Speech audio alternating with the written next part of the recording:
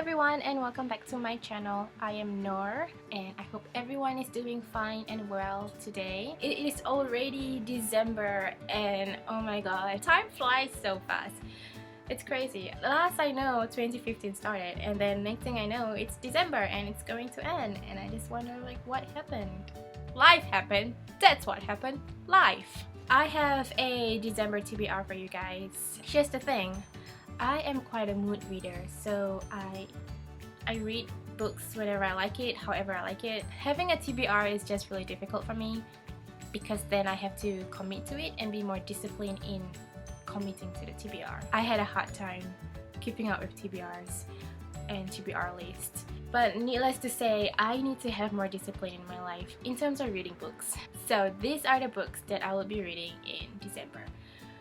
So the past months I've been reading lots of very sad books, you know, books about war, books about grim stuff. It's just more depressing books over and over again. So I decided to read something fun and light. So the book that I'll be reading is Teddy and Rabbit's Picnic Outing. I am just kidding, I'm not going to read this. Not that book. I will be reading, well I started reading already, Anne Frank's diary. The Diary of a Young Girl. Yes, another depressing story. Yes, another book about war because it's my favorite genre. No, not depressing genre, but war genres. I love reading about World War II. It's history, you know, and I like knowing more about the history in the world. Anyways, this is the book about Anne Frank's diary. And if you didn't know about Anne Frank is basically a Jewish girl who went into hiding during the Nazi occupation in Amsterdam and had this diary, and she brought this diary along with her during the hiding, and she kept all her thoughts, what's going on, day-to-day activities in this diary. And then one day the Nazis found her family hiding and so they had to go into the concentration camps. Before the war ended, there was this radio transmission that said that they want recounts of the war and diary entries and letters pertaining to the war. So Anne decided to write back all her stories that she can recall. Unfortunately, she didn't survive the war, and so after the war ended, the people that worked with her father came back to his office and found her diary, and so they gave the diary to her father. So her father published her diary along with all her letters that she wrote in the camp, and so yeah, this is basically her diary. Whatever that she wrote back then, this is it. I am 96 pages in and I would say it is really good. Anne is a really good writer and I will talk more about that in my December wrap-up. The next book that I'll be reading in my December TBR is If on a Winter's Night a Traveler by Italo Calvino. And I saw this book in a bookshop one day. I was browsing around and I saw this. So I picked it up and then I read the blurb, and the blurb really enticed me because somehow you are the person in this book, and so you are the one going through all the stories in this book. And I have never read any book like this. I do know the Night Circus has something like this, some pages where you go through the circus, but this probably is the whole book and the whole story itself. So I was really interested to know what the book is about, so yeah, really interesting. The last book that I will be reading is Jodi Picoult's Sing You Home. Something just dropped.